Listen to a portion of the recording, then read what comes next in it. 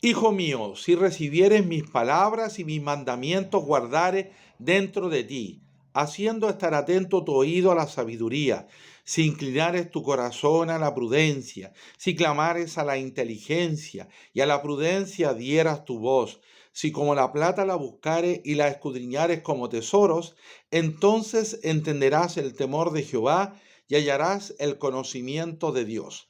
Proverbios capítulo 2, versículos 1 al 5. La reflexión de esta semana se llama La sabiduría y la prudencia. Salomón fue el hombre más sabio sobre la faz de la tierra.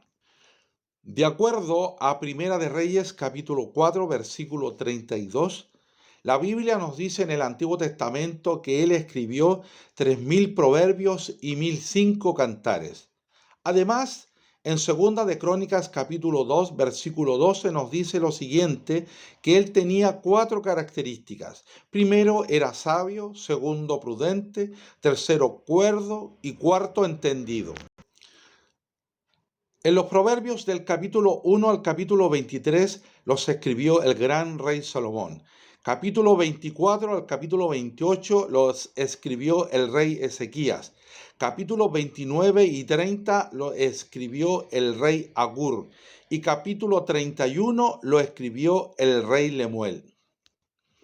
¿Qué es la sabiduría? La sabiduría usa el término en latín sapere, que significa tener inteligencia y buen gusto, además tener un comportamiento o una conducta equilibrada. En esta reflexión veremos algunos puntos de la sabiduría. En primer lugar, vamos a ver la formación y la educación de los hijos. En el Antiguo Testamento se usaba una doctrina llamada el Musar. En el capítulo 22 de Proverbio, en el versículo 6, el rey Salomón escribe lo siguiente: instruye al niño en su camino, y aunque fuere viejo, no se apartará de él. La Biblia nos enseña esta antigua forma de educar y disciplinar con instrucción a nuestros hijos. Ellos son una hoja en blanco donde nosotros los padres escribimos y dibujamos lo que nosotros deseamos para ellos. Por tanto, las buenas costumbres y los buenos hábitos, si lo ven nuestros hijos en nosotros, obviamente ellos van a aprender esa forma o esa conducta de vivir, porque nosotros somos los moldes o modelos a imitar en nuestra conducta como padres. ¿Es bíblico consentir a nuestros hijos, nietos o sobrinos? Definitivamente no es bíblico. La Biblia nos dice en el libro de Proverbios, en el capítulo 13, versículo 24, lo siguiente: el que detiene el castigo a su hijo aborrece, mas el que lo ama desde temprano lo corrige. Las dualidades entre los padres en cuanto a desautorizar la orden o corrección de los hijos trae un caos en el núcleo familiar. Los hijos, al ver que no existe consenso común entre los padres, ellos se potencian y sacarán partido de la dualidad de los poderes entre los padres. Además, en los hijos se creará un efecto dominó, es decir, que se repetirá la secuencia cuando ellos sean adultos y sean padres. El rey Agur, en el capítulo 29 del libro de Proverbios, versículo 15, nos dice lo siguiente: la vara y la corrección dan sabiduría, mas el muchacho consentido avergonzará a su madre. Por tanto, consentir a un hijo, a un nieto o a un sobrino no es correcto, por cuanto ellos en algún momento de la vida en su comportamiento irreprochable, van a avergonzar a su madre, porque la gente obviamente mirará el ejemplo y la actitud de ese pequeño y dirán: los padres no le han enseñado buenos hábitos. El siguiente punto acerca de la sabiduría, quiero manifestarme en la administración de los recursos económicos. Muchas familias cristianas, por el mal manejo de sus recursos económicos, sufren grandes tristezas y amarguras por cuanto no se ha manejado con sabiduría los recursos de cada hogar.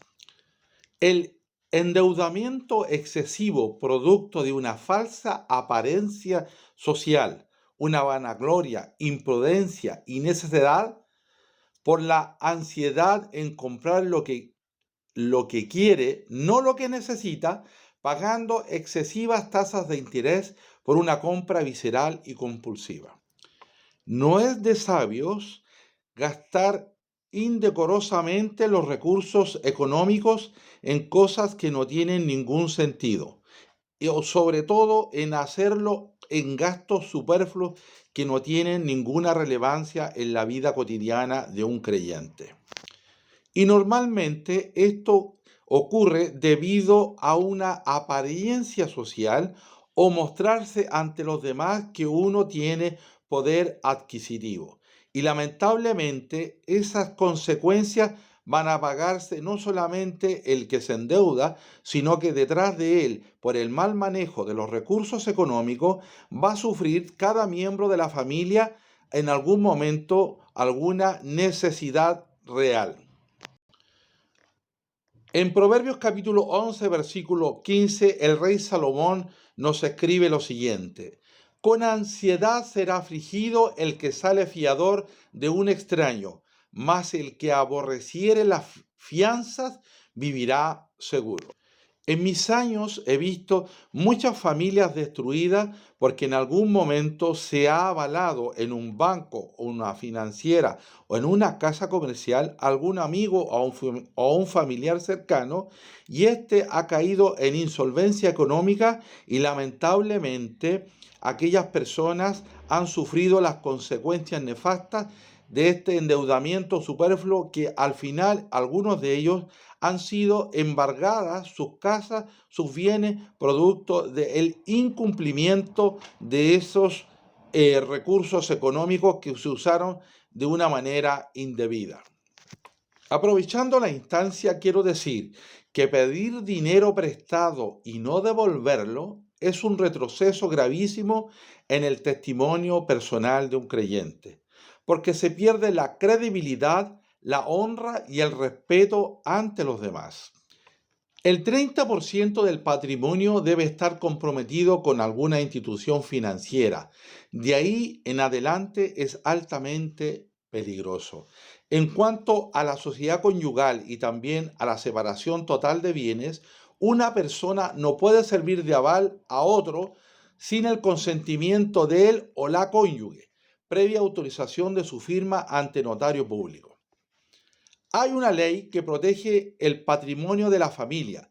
Los bienes muebles, es decir, las casas, no son embargables. El artículo 19 de la Constitución Política del país de Chile: una persona cuando presta su dinero o sus bienes, ésta puede arriesgar la estabilidad patrimonial.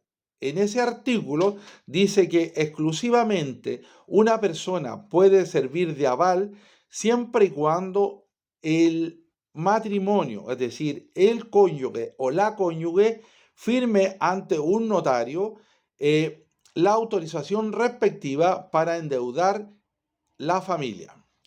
Cuando tú prestas tu dinero o tus bienes, arriesgas la estabilidad patrimonial y emocional de tu familia. Y el día que mueras no te llevarán flores a tu tumba, sino que en tu lápida, por no haber sido previsor y sabio en tus finanzas, van a tristemente a olvidar tu memoria de ello. En cuanto a este tema, hay un consejo en la Biblia que lo he tomado como propio durante muchos años de mi vida. En el capítulo 30 del libro de Proverbios, en el capítulo 8, versículo 8 y 9, la Biblia nos dice lo siguiente: no me des pobrezas y riquezas, manténme el pan necesario. No sea que me sacie y te niegue y diga: ¿quién es Jehová? O siendo pobre, hurte y blasfeme el nombre de mi Dios. Cuando tú administras tus finanzas y recursos sabiamente y sabes priorizar tus necesidades con tus recursos o ingresos, honrarás a Dios y vivirás seguro. La próxima semana seguiremos hablando de este apasionante tema que es la sabiduría y la prudencia.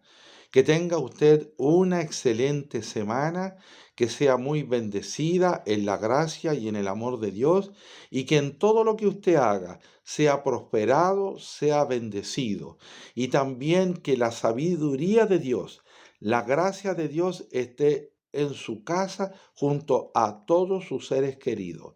Que tenga usted una excelente semana.